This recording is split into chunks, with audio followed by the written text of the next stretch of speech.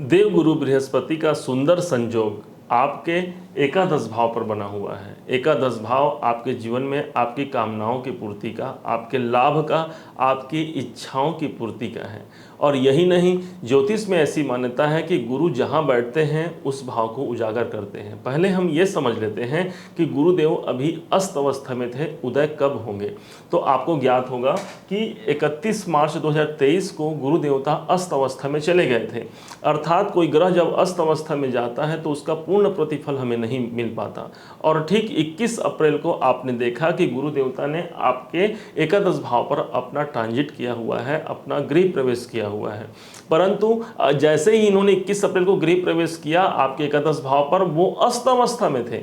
वो अब कब होंगे उदय, तो 27 अप्रैल 2023 को बढ़िया सुंदर समय 5:40 का भोर का समय होगा, जिस टाइम पर गुरु देवता प्रवेश उदय होंगे। और यही नहीं, उस दिन गुरुवार का दिन होगा और पुष्य नाम का नक्षत्र होगा। गुरु पुष्य का सुंदर संयोग उस दिन बना होगा और यह संयोग कोई साधारण नहीं, विशेष तौर पर मिथुन राशि मिथुन लग्न के एकादश भाव पर यह संयोग बनेगा। इसलिए मिथुन लग्न के एकादश भाव पर यह अच्छा संयोग बनने के कारण सिर्फ और सिर्फ आपके लाभ की बात होने जा रही है। यहाँ पर लाभ को ये जागृत कर देंगे, उदित कर देंगे। उदित का मतलब ही यही होगा कि वो उदय कर देंगे, जागृत कर लेंगे।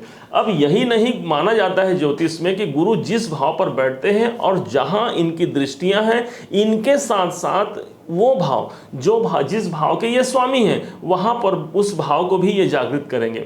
हमने इनकी दृष्टियों की बात गुरु के गंगा जल वाले वीडियो में किया था, इसके पहले आपने उसे देखा होगा, और नहीं देखा हो तो एक बार जाके जरूर देखेंगे। अभी बात करते हैं, गुरुदेव जब उदित अवस्था में आएंगे तो आपके एकादश भाव के साथ साथ दो भाव और ऐसे हैं जिन भावों को वो उदित करेंगे। ध्यान से समझिएगा।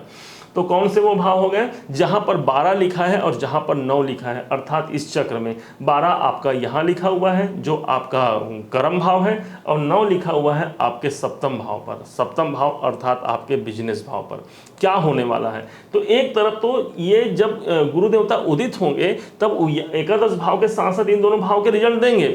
आप ऐसा समझिए कि भाई हो सकता है कुछ लोगों के मन में ऐसा भी आए भी है, तो एकादश भाव पर उदित हुए हैं तो दसम और नवम का फल क्यों देंगे। आप ऐसा समझिए, जब आपको कोई पद और प्रतिष्ठा मिल जाए तो आप कैसे करेंगे, आप जहां पर आप हैं उस भाव को आप इतना अच्छा जागृत करने का प्रयास करेंगे, उस भाव के अच्छे फल देंगे आप। क्योंकि आपने जहां पर बैठे हैं, तो गुरुदेव बैठे हैं एकादश भाव में, तो लाभ को यहां पर बढ़ा दिए, आपकी इच्छाओं को बढ़ा दिए, साथ में वो सब जो अब तक हमने किया है उसका प्रतिफल नहीं मिला है, तो गुरुदेव उस कार्य के प्रतिफल देने के लिए यहाँ पर एकादश भाव में आए हुए हैं। आप ऐसा समझिए। अब आप जहाँ पर हैं उस भाव को अच्छा कर लिए।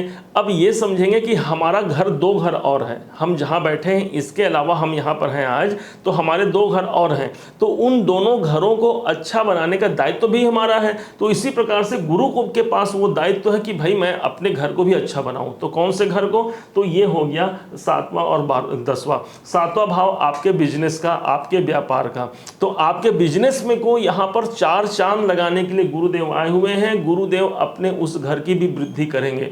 अब यही नहीं, गुरुदेव जब यहाँ पर आएंगे तो जिनको विवाह संबंधित दिक्कत परेशानियां चल रही है, सीधा समझेंगे ना भाई, यहाँ का स्वामी यहाँ गया, तो 7वें का स्वामी जब एकादश में जाएगा तो 7वां भाव बिजनेस है, तो ये लाभ है, तो बिजनेस में लाभ ऐसा समझेंगे, शादी में लाभ, जीवन साथी में लाभ। तो दाम्पत्य संबंधी में जो चिंताएं चल रही थी, उन दाम्पत्य संबंधी चिंताओं में भी मुक्ति मिलने का योग है। विवाह के सुंदर संयोग बनेंगे, मित्रों से आपको लाभ होगा, आपके 2 दैनिक रोजगार हैं उनमें वृद्धि होगी, क्योंकि सप्तम भाव आपका दैनिक रोजगार है, जो आप नियमित जो रोज रोज आप कमाते हैं।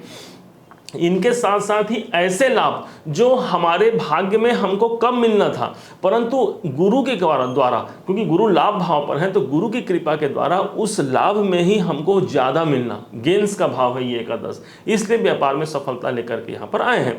अब इस अगले को समझते हैं। अगला भाव है जहाँ पर गुरुदेव 10 नंबर के स्वामी बनते हैं, अर्थात आपके जीवन में 10वें भाव के स्वामी बने हुए हैं, 12 नंबर के स्वामी हैं अर्थात मीन।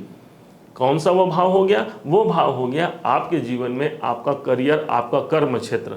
तो करियर में सफलता कैसे नहीं देंगे भाई, करियर भाव के स्वामी लाभ भाव में गए, तो करियर में लाभ, कर्म क्षेत्र में लाभ, जो राजनीति फील्ड से जुड़े हुए हैं, विशेषकर राजनीति के क्षेत्र में जो अपना प्रभुत्व रखते हैं या जो अपना किस्मत आजमाना चाहते हैं, वो निश्चित तौर पर इस समय पर अपना राजनीतिक पक्ष को मजबूत बना सकते हैं, बशर्ते आपकी जन्म कुंडली में भी, जन्म पत्रिका में भी अच्छा राजयोग होना चाहिए, तब तो यहाँ पर और 4 चांद लग जाएगा।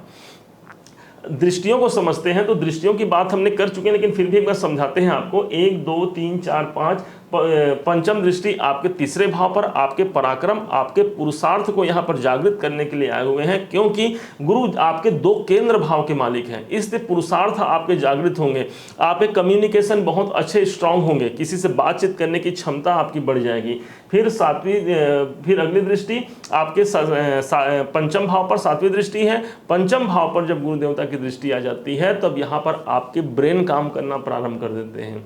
बात यह है कि हमारे पास एक बुद्धि तो होती है, परंतु कहते हैं एक सिक्स सेंस, मतलब एक अलग सी बुद्धि मिलना जो हमको उस ईश्वरीय कृपा से प्राप्त होती है, तो ये बुद्धि मिलेगी हमको। और यही नहीं, उस बुद्धि का, उस ज्ञान का हम उपयोग करके अपने जीवन में श्रेष्ठतम को प्राप्त कर सकते हैं।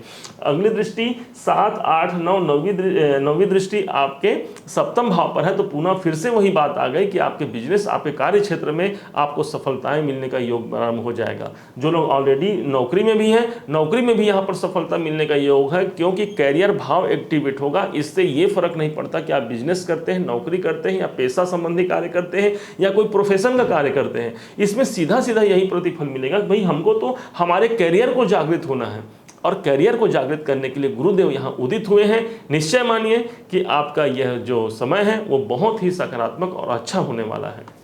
उम्मीद है कि आप मिथुन लगन, मिथुन राशि के लोग इसे देख करके लाभान्वित होंगे। यदि आपको तनिक भी मेरा यह प्रयास सार्थक लगा हो तो अपना एक प्यार भरा लाइक और कमेंट जरूर कीजिएगा, ताकि हमको भविष्य में मोटिवेशन मिल सके और अच्छे वीडियो बनाने के लिए। और हाँ, यदि अभी तक आपने सब्सक्राइब नहीं किया है तो सब्सक्राइब भी कीजिएगा। हम चाहते तो ये बात पहले भी बोल सकते हैं वीडियो के प्रारंभ में, परंतु हम समय वेस्ट करना नहीं चाहते आपका, क्योंकि इतना कीमती समय देख करके आप इस वीडियो में आते हैं। पुनः एक बार फिर आप सभी का दिवस सदैव मंगलमय हो, इसी शुभकामनाओं के साथ जय श्री राम।